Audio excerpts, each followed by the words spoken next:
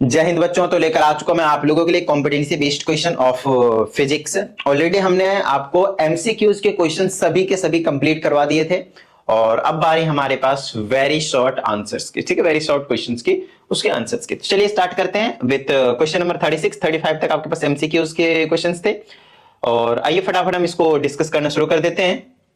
अगर हम question number 36 की बात करें तो ये आपके पास force work and work power and energy से रिलेटेड है। तो सबसे पहले देखते हैं इसमें क्या कहा जाता है। कहा जा रहा है Anu and Amy purchase ice creams in the plastic balls and cones. ठीक है ना, प्लास्टिक बॉल्स मतलब इस शेप का होगा, स्फेयर है ना, स्फेरिकल के शेप का आपके पास देखने को मिलने वाला है। और दूसरा आपके पास कोन के शेप का, तो इस वाले शेप का देखने को मिलेगा। कोन जो होता है आपने देखा होगा, चलो ऐसे बना देता हूं, ये वाली आइसक्रीम, ये दो तरह के आइसक्रीम आपके पास खरीदे गए रिस्पेक्टिवली। कहता है during their outing at the science fair. तो साइंस फेयर से आउट जब जा रहे थे तो उस टाइम की बात है। कहता after consuming their ice creams Anu stated that regardless of whether they were filled with ice cream और empty the centre of gravity of the objects would remain unchanged. Do you agree with Anu? तो कहा जाता है कि इनके जो दोनों, ये जो स्फेयर है और ये जो आपके पास कोन के शेप का है, इसकी बात कर रहे हैं। अगर मैं इसको उल्टा भी बना दूं तो घबराना मत, एक ही बात है। ठीक है ना, इस तरह से। तो कहता है ये चाहे खाली हो, एम्प्टी हो, चाहे ये फिल्ड हो आइसक्रीम से, कहता है सेंटर ऑफ ग्रेविटी जो है वो चेंज मतलब होगा ही नहीं, वो अनचेंज रहेगा। जहां पहले था वहीं अब भी रहेगा, चाहे वो खाली हो या भरा हो। तो क्या आप इस बात से अग्री करते हैं? और अग्री करते हैं तो क्यों करते हैं, और अग्री नहीं भी करते हैं तो भी क्यों नहीं करते? तो वो आपके पास रीजन के साथ एक्सप्लेनेशन देनी है आपने। ठीक है, वेरी इजी क्वेश्चन, ध्यान समझिएगा। अगर आप स्फीयर की बात करते हैं तो स्फीयर चाहे कंप्लीटली फिल्ड हो या फिर आपके पास हॉलो हो, मतलब खाली हो, इसका जो सेंटर ऑफ ग्रेविटी होता है, जिसे हम सेंटर ऑफ मास भी कहते हैं, वो आपके पास चेंज नहीं होता है। तो इस केस में तो अनु इज कंप्लीटली राइट। इस केस में तो अनु जो भी अनु है ना, हाँ अनु कह रही थी, तो हाँ भाई ठीक है, इस केस में तो अनु जो है वो सही है, कोई दिक्कत वाली बात नहीं है। क्या इस केस में भी सही है? तो मान लेते हैं कि अगर आपके पास इसकी बात कर रहे हैं हम हॉलो की, इसको मैं मान लेता हूं कि हॉलो है और ये वाला मैं मान लेता हूं कि ये वाला आपके पास क्या फील्ड है, दोनों same size, everything is same. ठीक है ना, क्या अब भी इनके सेंटर ऑफ ग्रेविटी पहले जहां थे वही यहां पे रहने वाले? नहीं ना, बोलो हाँ या नहीं। ठीक है ना, तो अगर आप लोगों को मालूम हो तो ये होता है कि जो अगर ये फील्ड होता है, फील्ड तो थोड़ा सा नीचे लाई कर रहा होता है सेंटर ऑफ ग्रेविटी, इधर के आसपास, और वो हो जाता है आपके पास h/4 की अगर मैं बात करता हूं तो मान लेते हैं, थोड़ा मैं याद कर लो, थोड़ा सा मेट्रिक लगा के 15 ऐसा लेते हैं, जिसे 3 से दोनों करते 12 ले लेते हैं। 12/4 तो 3 आ जाएगा, तो ये ज्यादा नीचे आ जाएगा। 12/3 तो ये 4 चला जाएगा, तो थोड़ा ऊपर चला जाएगा। सही है, तो ये हो गया आपके पास फील्ड वाला, और ये हो गया आपके पास h/3 होता है आपके पास हॉलो के लिए। लो भाई, आई ना बात समझ में? ठीक है, तो ये कहानी है आपके पास कि ये आपके पास फील्ड होता और ये आपके पास हॉलो होता। तो ये थोड़ा सा नीचे लाई करता और ये बॉटम से लेते हैं, बेस से लेते हैं हम, और ये थोड़ा सा ऊपर लाई करता अगर ये हॉलो होता तो। आई बात समझ में? तो फील्ड वाले का सेंटर ऑफ ग्रेविटी अलग है और हॉलो वाले का जो सेंटर ऑफ ग्रेविटी है वो आपके पास अलग है, सेम जगह पे तो लाए नहीं करते हैं। आई बात समझ में? ठीक है, डन, ओके ग्रेट। आइए अगली क्वेश्चन की ओर बढ़ते हैं। तो क्या आप एग्री करते हैं अनु के साथ, अनु की बात से? तो इनका कहना है कि सेम ही रहता। नहीं भाई, स्फेरिकल के शेप में सेम रहेगा, बट अगर आप कोन की बात करते हो तो उस केस में सेम नहीं रहेगा, तो हम एग्री नहीं कर सकते। तो आप एग्री क्यों नहीं करते? तो आप बता देंगे कौन का reason. Because in hollow and in क्या था दूसरा वाला, फील्ड, जो कंप्लीट सॉलिड रहेगा तो उस केस में आपके पास जो सेंटर ऑफ ग्रेविटी है विल चेंज। आइए बात समझ में, वो चेंज हो जाएगा, वो अनचेंज्ड नहीं रहेगा। आइए बात समझ में? ठीक है, आइए क्वेश्चन नंबर हम 37 की बात करते हैं। हर एक चीज को अच्छे से समझना है। ये वेरी शॉर्ट आंसर है, तो छोटे छोटे आंसर होंगे, इसमें ज्यादा कुछ टेंशन लेने की जरूरत नहीं है। ठीक है, आइए इसमें कहता था picture below shows a boy climbing a rope ladder hanging from the branch of a tree। ठीक है, कहता था boy is in the picture finds it difficult to climb the ladder as it turns about the axis where he is holding। ठीक है, ध्यान समझिएगा। अगर कभी ऐसे ही लटका हो इस तरह से, रोप वाली जो आपके पास लैडर होती है वो, और अगर आप चढ़ने की कोशिश करते हैं तो गारंटी के साथ क्या होगा, आप इधर उधर हिलने लगते हो, मतलब इधर उधर आप घूमने लगते हो। जैसे ये बच्चा है ऐसे पकड़ के और चढ़ने की कोशिश कर रहा है, तो क्या होता है, ये जब ऐसे चढ़ने की कोशिश कर रहा है बॉडी वेट बिल्कुल हॉरिजॉन्टली बहुत ज्यादा बैलेंस नहीं रहता, थोड़ा इधर हुआ तो ये जो रोप है अपने एक्सिस के अबाउट ऐसे घूमने लगता है, या फिर यही वाला एक्सिस अपने इस तरह से घूमने लग जाता है। तो वही आपसे यहाँ पे रीजन पूछा गया है, The instructor tells the boy to stretch the body with the hands stretched up and make the body parallel to the ladder and then climb। ये आपके पास जो इंस्ट्रक्टर है, क्योंकि इंस्ट्रक्टर को फिजिक्स पता थी, इसीलिए उन्होंने बच्चे को क्या इंस्ट्रक्ट किया कि बच्चा चढ़ना कैसे है वो ध्यान से सुनो। क्या करना है आपने, जिस तरह से आप चढ़ रहे हो वैसे नहीं चढ़ना, क्योंकि इस केस में आपका बॉडी बैलेंस नहीं रहेगा और कभी राइट कभी लेफ्ट, तो आपके एक्सिस के अबाउट घूमोगे तो आप इजीली नहीं क्लाइम कर पाओगे। तो आपको क्या करना है, इसको पकड़ना है, पकड़ लेना है और बॉडी को बिल्कुल चिपका देना है, किसके साथ, लेडर के साथ, such that it is parallel to the ladder. Ladder के साथ क्या कर देना है, खुद को पैरेलल कर देना है। मतलब अब ऐसा क्यों कहा गया है, वही चीज, यही चीज यहाँ पे आपके साथ पूछा जाएगा। देखो यहाँ पे ए और बी दो पार्ट पूछा है, यहां तक तो आपके पास एक टाइप का केस स्टडी टाइप का क्वेश्चन हो गया कि इंफॉर्मेशन दे दिया, now you are asked question, ठीक है ना। आपसे अब पूछा गया क्वेश्चन, कहता है which force cause the ladder to turn. तो कहता है कौन सा ऐसा यहाँ पे फोर्स आ गया जो इस लेडर को घुमा रहा था। आई बात समझ में। तो ध्यान से सुनो, अगर हम फोर्स की बात कर रहे हैं तो बॉडी का ही वेट लग रहा होगा नीचे के डायरेक्शन में, तो वो हो गया फोर्स, और परपेंडिकुलर डिस्टेंस क्या होगा यहाँ पे, ये वाला जो एफर्ट आर्म होगा, जो इसका हाथ होगा ना, वो आप कितने डिस्टेंस पे हो, किससे, लेडर से। तो फोर्स इंटू परपेंडिकुलर डिस्टेंस, यहाँ पे टॉर्क एक्ट कर रहा है। क्या एक्ट कर रहा है, टॉर्क। तो यहाँ पे जो फोर्स का नाम पूछा उसे आप टॉर्क बोल सकते हैं, नहीं तो आप बोल सकते हैं moment of force. Moment of force क्या बोल सकते हैं आप, मोमेंट ऑफ फोर्स। तो मोमेंट ऑफ फोर्स की वजह से इनकी जो टर्निंग है वो हो रही है। टर्निंग इफेक्ट किससे आती है, आपके पास टॉर्क से। तो टर्निंग इफेक्ट है, आप टर्न क्यों हो पा रहे हैं, क्योंकि आपके पास क्या है, फोर्स लग रहा है। कौन सा, टॉर्क वाला। आई ना बात समझ में, सर्कुलर मोशन वाला, ठीक है। ओके नेक्स्ट, पहला पार्ट में सिर्फ इतना आपको आंसर देना था, वेरी शॉर्ट आंसर क्वेश्चन है, कोई दिक्कत नहीं। मेन चीज है क्वेश्चन को समझना है और कुछ नहीं। कहता how does keeping the body parallel to the ladder make climbing easier. लो भाई, जो इंस्ट्रक्टर ने इंस्ट्रक्ट किया था इस बच्चे को, तो अब आपसे पूछा गया है कि ऐसा इंस्ट्रक्टर ने क्यों कहा कि अपने बॉडी को लैडर के पैरेलल रखो और फिर चढ़ने की कोशिश करो। तो वो रीजन अब आपको देना है। अब उसके पीछे का रीजन सिर्फ यहीं से आ जाएगा, ये वाला। मोमेंट ऑफ फोर्स का फॉर्मूला क्या होता है, force into perpendicular distance. Force into perpendicular distance. तो आप जो फोर्स लगा रहे हो, क्या बॉडी को आप पैरेलल में रखो चाहे इस तरह से रखो, आपका वेट तो उतना ही रहने वाला भाई, वेट तो चेंज नहीं हो रहा, मास चेंज नहीं हो रहा, ग्रेविटी चेंज नहीं हो रही है, तो आपका जो फोर्स है mg ही रहेगा, उसके ऊपर किसी भी तरह का कुछ भी फर्क नहीं पड़ेगा। But what about perpendicular distance, क्या आप पहले तो आप इस तरह से थे, तो आपका परपेंडिकुलर डिस्टेंस थोड़ा सा इधर जा रहा होगा, ज्यादा इफेक्ट नहीं पड़ रहा होगा, बट हाँ पड़ रहा था। लेकिन अगर आपने पूरा पैरेलल ही कर दिया तो परपेंडिकुलर डिस्टेंस वाला कितना ज्यादा कम हो गया या नहीं हो गया, बहुत ज्यादा कम हो गया। तो ये वाला बहुत ज्यादा कम हो गया, डिस्टेंस बहुत ज्यादा कम हो गया, तो टॉर्क भी क्या हो गया, बहुत ज्यादा कम हो गया। और टॉर्क की वजह से टर्निंग इफेक्ट आती है, घूमते हो आप तो आप नहीं घूमोगे, बस ये रीजन था। बस इसीलिए इंस्ट्रक्टर ने कहा था कि बॉडी को लैडर के पैरेलल रख के और धीरे धीरे धीरे धीरे चढ़ने की कोशिश करो। आगे बात समझ में, ठीक है। चलो भाई आगे की बात करते हैं। अगला क्वेश्चन है आपके पास क्वेश्चन नंबर 38। इसमें हमसे कहा जाता है रीजनरेटिव ब्रेकिंग इन्वॉल्व्स हार्नेसिंग। देखो क्वेश्चन को आगे पढ़ने से पहले एक छोटी सी चीज बता देना चाहता हूं मैं आप लोगों को कि ये जो रीजनरेटिव ब्रेकिंग सिस्टम जो होता है वो क्या होता है और एक सिंपल ब्रेकिंग सिस्टम क्या होता है। दो तरह के होते हैं ये सिंपल ब्रेकिंग सिस्टम, क्योंकि इसमें इसका कंसेप्ट 100% आपको समझना ही पड़ेगा, तभी जाकर आप क्या कर पाएंगे, इस क्वेश्चन का आंसर कर पाएंगे बेहतरीन तरीके से। ध्यान से समझिएगा, ठीक है। एक होता है सिंपल ब्रेक, लाइक आप चलो बाइसाइकिल चला रहे हो, आप एक्टिवा चला रहे हो, मोटरसाइकिल चला रहे हो, कुछ भी चला रहे हो, आप बाइक चला रहे हो, उसके बाद आप कार चला रहे हो, कोई किसी भी तरह का व्हीकल चला रहे हो, आप क्या करते हो, ब्रेक के पैडल पे क्या करते हो। 9th क्लास में याद करो अगर आप लोगों ने पढ़ा होगा तो प्रेशर वाले कंसेप्ट में हमने आपको वहां पे पास्कल लॉ समझाया था, और पास्कल लॉ के बेस्ड पे हाइड्रोलिक जैक वगैरह हाइड्रोलिक मशीन्स के रिलेटेड बहुत सारी चीजें आप लोगों को पढ़ाया गया था।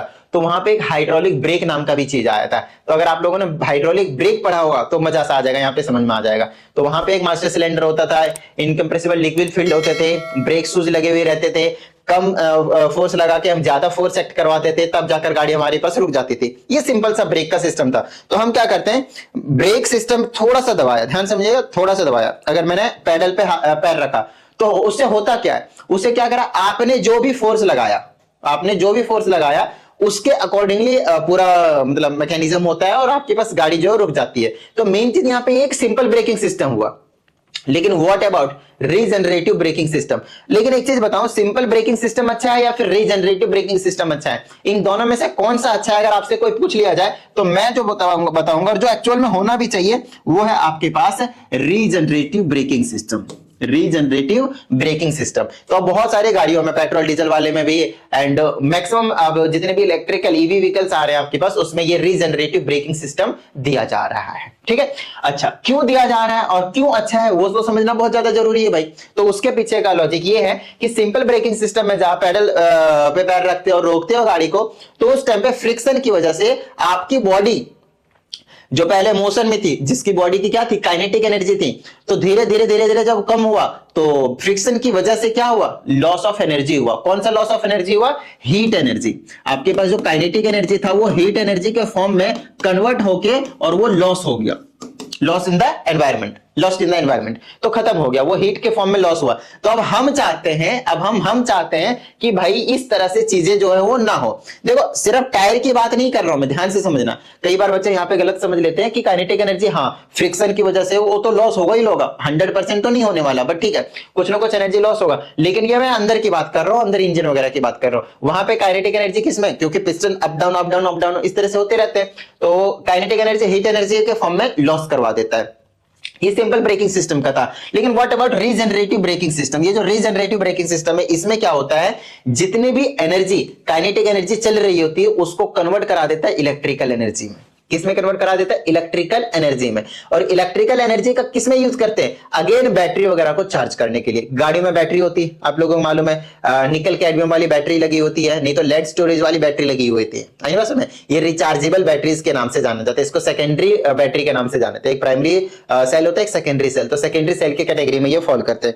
अगली चीज, ये जो रीजनरेटिव ब्रेकिंग सिस्टम है उसमें जो आपने इलेक्ट्रिसिटी में कन्वर्ट करा बॉडी को, काइनेटिक एनर्जी, जो कार की काइनेटिक एनर्जी थी उसके जो आपने इलेक्ट्रिकल एनर्जी में कन्वर्ट किया, उससे हम बैटरी चार्ज करते हैं। तो जो पेट्रोल और डीजल वाली आपके पास कारें होती है उसमें जो बैटरी लगी होती है जिसकी वजह से हम स्टार्ट वगैरह करते हैं या फिर लाइट वगैरह ये सारी चीज जलती है, हॉर्न वगैरह बजाते हैं, वो वाली बैटरी को चार्ज करने के लिए यूज करते हैं। बट अगर दूसरे की अगर मैं बात करता हूं, ये वाले रीजनरेटिव ब्रेकिंग सिस्टम वाले की, अगर वो इलेक्ट्रिकल व्हीकल्स, अब क्योंकि इलेक्ट्रिक व्हीकल्स कुछ ज्यादा आ रहे हैं, तो इलेक्ट्रिकल व्हीकल्स के केस में क्या होता है, वो जो आपके पास रीजनरेटिव से इलेक्ट्रिसिटी में कन्वर्ट हुआ, काइनेटिक एनर्जी इलेक्ट्रिसिटी में कन्वर्ट हुआ, उस इलेक्ट्रिसिटी का यूज करते हैं, उस करंट का यूज करते हैं किसके लिए? उस वाली बैटरी को चार्ज करने के लिए जिससे आपके पास कार चल रही, क्योंकि उसमें बैटरी लगे आपके पास उससे चलने के लिए। ठीक है ना, ये कहानी आपके पास। सिंपल सी बात है, वैसे कुछ बड़ी चीज नहीं थी आप लोगों के लिए ये, लेकिन हाँ ये समझना बहुत ज्यादा जरूरी था आप लोगों के लिए, है ना, ये आप लोगों के लिए समझना बहुत ज्यादा जरूरी था।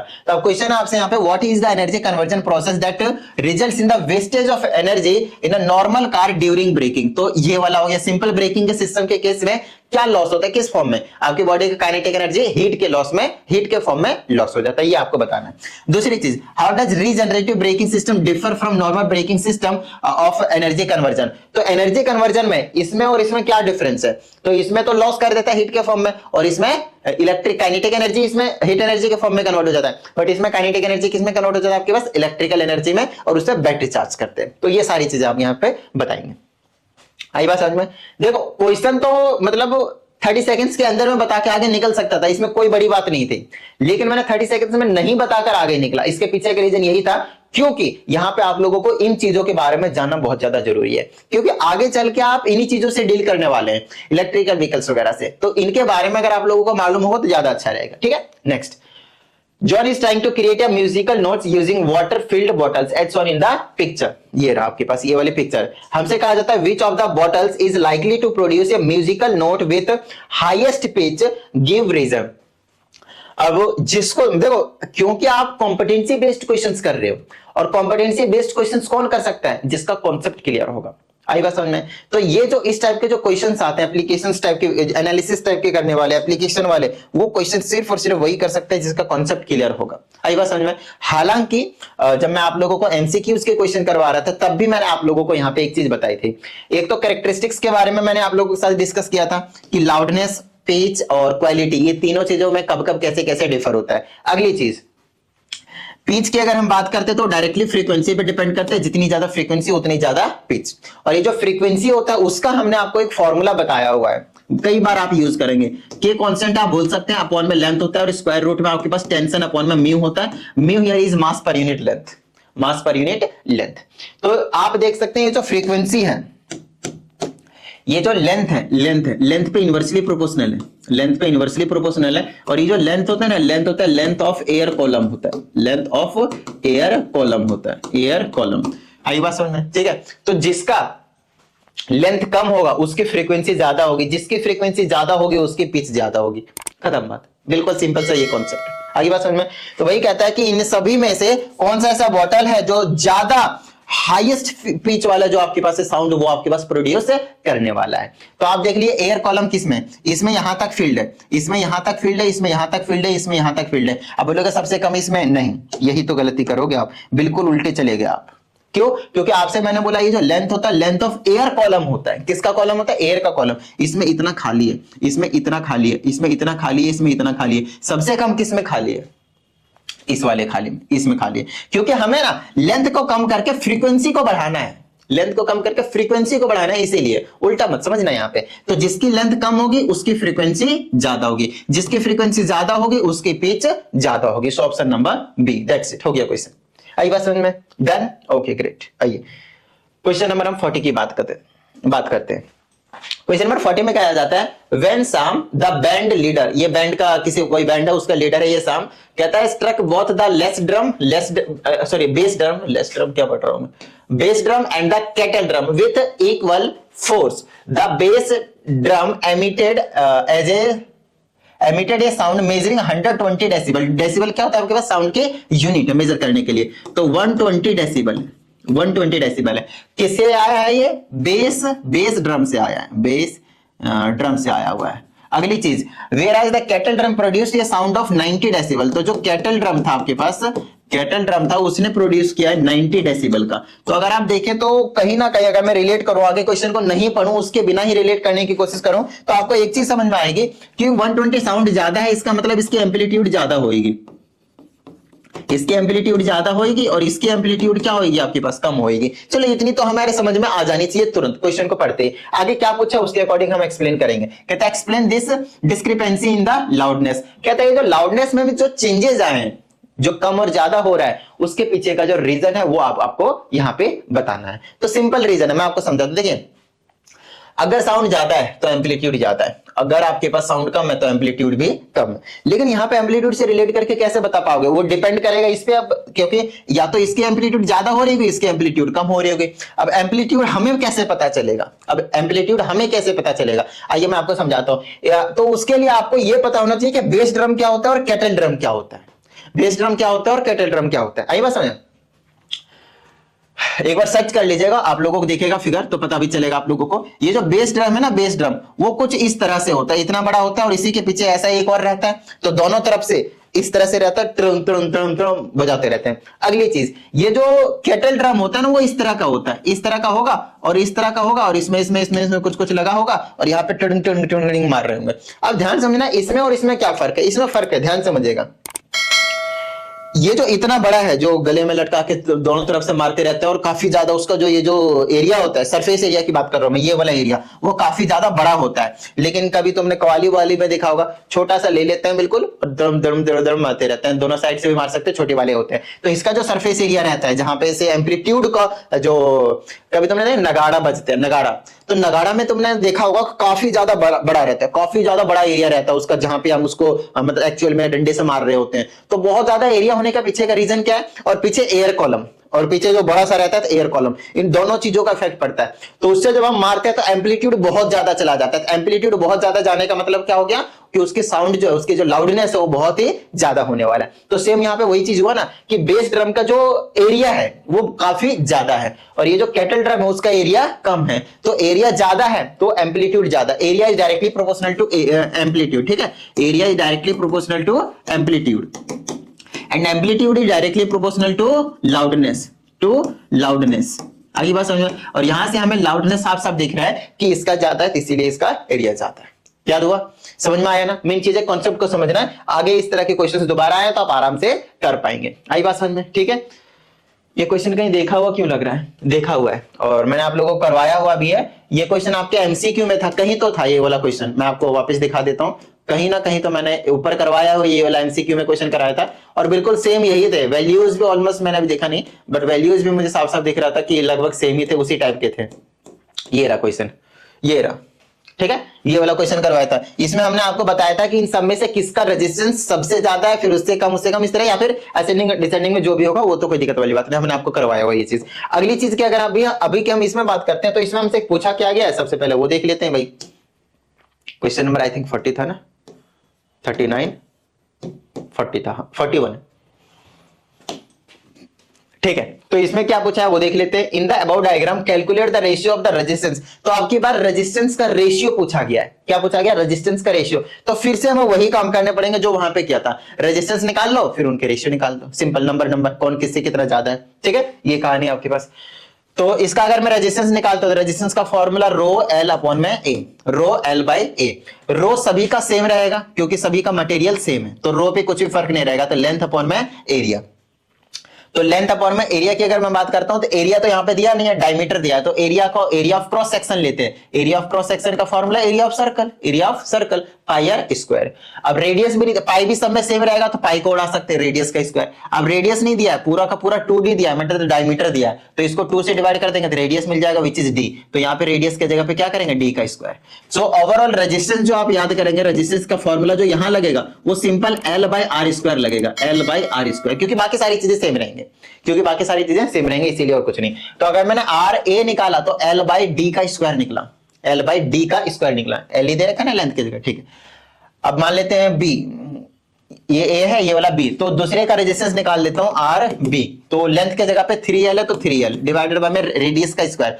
डायमीटर D है तो रेडियस का स्क्वायर करेंगे तो D बाई 2 हो जाएगा रेडियस, तो रेडियस का स्क्वायर। तो आर बी हो जाएगा 3 बाई L, ये हो जाएगा D का स्क्वायर, और नीचे में बचेगा 2 का स्क्वायर 4, तो 4 ऊपर चला जाएगा तो इसको बना लेगा 12, रेसिप्रोकल होकर ना 12 ऊपर चला जाएगा। आई बात समझ में? तो ये आर बी निकल गया। चलो आर सी निकालते हैं, resistance of the third wire का। तो लेंथ के जगह पे आपके पास यहाँ पे हमारे पास 2L है, डिवाइडेड बाय में क्या हो जाएगा आपके पास, डायमीटर, फिर से यहाँ पे 2D दिया तो रेडियस हो जाएगा D, तो D का स्क्वायर हो गया। ये RD निकाल लेते हैं, रेजिस्टेंस ऑफ D वाला पार्ट। तो इसका क्या हो जाएगा, लेंथ की जगह L ही दे रखा है ना, और रेडियस की जगह हो जाएगा D बाई 2, क्योंकि डायमीटर D है, तो D बाई 2 का होल स्क्वायर करेंगे तो D स्क्वायर, और 2 का स्क्वायर 4, तो ऊपर चला जाएगा 4। तो अब इनका बस रेशियो बताना है। अगर आप देखो तो इन सभी में सेम चीजें क्या क्या है उसको उड़ा दो, L बाई डी स्क्वायर, इसमें भी L by D square, L by D square, L by D square, है ना। रेशियो में पहले रख सकते हैं, यहाँ कुछ नहीं था तो 1 था, तो ये हो गया 1 बचा, रेशियो यहाँ पे क्या बचा 12 बचा, रेशियो यहाँ पे क्या बचा 2, रेशियो यहाँ पे क्या बचा 4, तो 1 रेशियो 12 रेशियो 2 रेशियो 4, ये आपके पास आंसर हो गया। बताइए किसी भी तरह की कोई दिक्कत नहीं ना, बिल्कुल बेसिक क्वेश्चन है। मेन चीज आपका कॉन्सेप्ट जो वो क्लियर होना चाहिए, उसके बाद तो मतलब छोटी छोटी चीजें आप आराम से कर जाएंगे, ठीक है ना। और एक बार अगर आपने ये कॉम्पिटेंसी वाले क्वेश्चन अच्छे से कर लिए, आपको अच्छे से आ गया, मैं रट्टे मारने की बात नहीं कर रहा हूं, और ये भी नहीं कह रहा हूं कि इसका आंसर आ गया बस, हाँ आंसर पता है, नहीं, वो आंसर क्यों आया है, अगर आपको वो चीज पता है तो आप समझ लीजिए बिल्कुल सही डायरेक्शन में जा रहे हैं, तब आप बिल्कुल सही डायरेक्शन में जा रहे हैं, ठीक है। आइए, अगर आप लोगों को कुछ डाउट आता है 7428525669 पे भेज दीजिए, आप लोगों को प्रॉपर वीडियो सॉल्यूशन मिल जाएगा। And if you need personal online class then उसके लिए भी आप इसी नंबर पर इंक्वायरी कर सकते हैं, ठीक है। आइए क्वेश्चन नंबर 42 की बात करते हैं। फिर से आपके पास इलेक्ट्रिसिटी एंड मैग्नेटिज्म से ये क्वेश्चन है आपके पास, ठीक है। तो इसमें क्या कहा जाता है देख लेते हैं। कहते हैं there are 2 copper wires of length ratio 1/2, मतलब पहला कॉपर वायर दूसरा कॉपर वायर, लेंथ का रेशियो है 1/2। तो L1 इसका मान लेते हैं, L2 इसका मान लेते हैं, तो L1 बाय L2 जो हो गया वो 1/2 है। कितना आपके पास 1/2 है, तो यहां पे मैं 1/2 लिख दो, 1/2 1/2, ठीक है। दूसरी चीज कहता है and have their cross sectional areas in the ratio 1/4। तो इसका एरिया A1 मान लेता हूं, इसका एरिया A2 मान लेता हूं, तो A1 बाय A2 जो दे रखा है वो कितना दे रखा है 1/4, ठीक है। अब हमसे कहता है what will be the ratio of their, पहला रेजिस्टेंस, ठीक है ना। तो रेजिस्टेंस का रेशियो निकालूंगा। सबसे पहली बात, देयर आर 2 कॉपर वायर्स, इसका मतलब क्या है समझ रहे हैं आप, इसका सिंपल सा मीनिंग है, ध्यान समझिएगा। अगर ये कॉपर वायर है और अगर ये भी कॉपर वायर है, तो इन दोनों की जो रेसिस्टिविटी होगी वो आपके पास बिल्कुल सेम रहने वाली है। जो रेसिस्टिविटी होगी वो बिल्कुल ही सेम रहने वाले हैं, उसमें थोड़ा सा भी जो चेंज है वो नहीं आएगा। क्योंकि देखिए रेसिस्टिविटी जो है वो डिपेंड ही नहीं करता लेंथ एंड एरिया पे, चाहे लेंथ कुछ भी हो चाहे एरिया कुछ भी हो। रेसिस्टिविटी ओनली डिपेंड्स ऑन, ध्यान समझिएगा, resistivity only depends on nature of the material and also temperature. फिलहाल यहाँ पे टेम्परेचर की कोई बात नहीं कही गई है, मतलब टेम्परेचर कांस्टेंट है, तो किस पे आ गई बात, नेचर ऑफ मटेरियल पे। तो रेसिस्टिविटी सिर्फ और सिर्फ नेचर ऑफ मटेरियल पे डिपेंड करता है। मतलब ये भी कॉपर का, ये भी कॉपर का, तो दोनों का रेसिस्टिविटी सेम सेम। मतलब आपने दूसरा वाले का आंसर बता दिया। स्पेसिफिक रेजिस्टेंस ही तो होता है रेसिस्टिविटी। रेसिस्टिविटी तो स्पेसिफिक रेजिस्टेंस पूछ ले तो घबरा मत लेना, इसी को कहते हैं रेसिस्टिविटी। इसका मतलब हमने दूसरे का आंसर सेम कर दिया। इसमें आपसे पूछा ना रेशियो क्या होगा रेसिस्टिविटी का, तो रेसिस्टिविटी क्योंकि दोनों के केस में सेम रहेंगे, तो चाहे 50-50 कुछ भी हो तो दोनों को काट देंगे तो 1:1 होगा। तो दूसरे का आंसर हमने आपको पहले बता दिया, दूसरे का आंसर हमने आपको पहले बता दिया। अब हम पहले का आंसर बाद में बताएंगे आपको, ध्यान समझना, बल्कि बड़ा ही प्यारा सी चीज है, ठीक है ना, ध्यान समझिएगा। तो आपको ये दो इंफॉर्मेशन पता चल गए लेंथ और एरिया से रिलेटेड। उसके बाद हमसे पूछ लिया कि रेजिस्टेंस का रेशियो निकालो, लेकिन रेजिस्टेंस सेम नहीं रहता भाई। अगर आपके पास लेंथ में चेंज आया है और रेजिस्टेंस में, उसमें एरिया में चेंज आया, तो रेजिस्टेंस आपके पास सेम नहीं रहने वाला, रेजिस्टेंस में चेंज आएगा। तो क्या चेंज आएगा, कितना चेंज आएगा, आइए बताते हैं। रेजिस्टेंस ऑफ पहले का ले लेता हूं डिवाइडेड बाय रेजिस्टेंस का दूसरा, इन दोनों का रेशियो पूछा है, तो पहले का लेंगे तो रो L1/A1 divided by row L2/A2। बताइए हाँ या नहीं, क्योंकि रो दोनों में सेम रहता तो आप काट सकते हैं, इनको रेसिप्रोकल कर दिया जाएगा, L1/A1 मल्टीप्लाई रेसिप्रोकल हो जाएगा तो A2/A1, A2/A1। आई बात समझ में। तो यहां से क्या हो जाएगा L1 बाय, ये क्या कर दिया L2 रहेगा ना यहाँ पे, सॉरी मैं आपको समझाता हूँ। इन दोनों का एजिटी छोड़ दिया, इन दोनों का रेसिप्रोकल करेंगे तो A2/L2। तो यहाँ पे L1/L2 एक जगह लिख देता हूँ और यहाँ पे क्या हो गया A2/A1, A2/A1। अब इनकी वैल्यूज आपको पहले से पता है, देखिए लेंथ के रेशियोज पहले से मालूम है। देखो L1/L2 कितना है, देखो 1/2, तो यहाँ पे 1/2 रखो मल्टीप्लाई A2/A1 पहले से पता है, A1/A2 मालूम है, तो ऊपर रेसिप्रोकल कर दो दोनों तरफ, तो ये हो जाएगा A2/A1 इज इक्वल टू 4/1। तो यहाँ पे रख दो आप 4/1, इसे इसको काट दो, क्या बचा 2 और नीचे बचा 1। So the ratio of their resistance is 2:1। मतलब पहले की रेजिस्टेंस ज्यादा है, डबल है, और दूसरे की कम है। आई बात समझ में, बताओ भाई इतनी बात समझ में आई। तो जिस हिसाब से लेंथ और जिस हिसाब से एरिया चेंज होता है, उसी हिसाब से आपके पास जो रेजिस्टेंस है वो भी आपके पास चेंज होता है। आई बात समझ में, गॉट इट। और दूसरे वाले हमने आपको समझाई दिया कि स्पेसिफिक रेजिस्टेंस दोनों का सेम रहेगा, क्योंकि मटेरियल सेम है, तो रेसिस्टिविटी जो है, दो स्पेसिफिक रेजिस्टेंस जो है वो दोनों का ही आपके पास बिल्कुल ही सेम रहने वाला है। आई होप आपको इतनी सारी चीजें जो है वो क्लियर हो गए होंगे। आई बात समझ में, ठीक है।